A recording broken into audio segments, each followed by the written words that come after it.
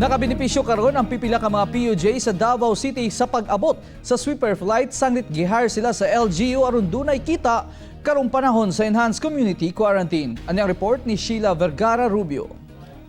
15 ka mga PUJ ang gihire sa city government nga mo'y mohatod sa mga Davaoenyong pasahero sakay sa sweeper flight gikan Clark, Pampanga. Gituyo kini sa LGU aron makabaton sila og income karon nga wala sila'y biyahe.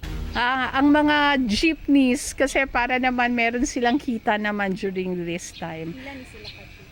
Right now 15 jeepneys kasi 8 passengers per jeepney, and then estimate ko 120 man ang Davao residents. 500 pesos ang bayad sa PUJ ug hatagan sila og pangtubil depende sa gilayon nga mahatdan. Dakong tabang na kini sa mga driver labi na kung ila mismo ang jeep. Nalipay ang driver nga si Hernando Morante nga bisan nangarkila lang siya og jeep. Mangyawat kuno siya sa dawaton nga bayad. Kailan jud ka lang sagog dili okay lang nato kay bisag 200 lang man 200 tawo gamay mga bayan na. Una nakapil mi. Sa sunod nga schedule nga sweeper flight, mas daghan ang mahar sagit mas daghan ang pasahero nga moabot.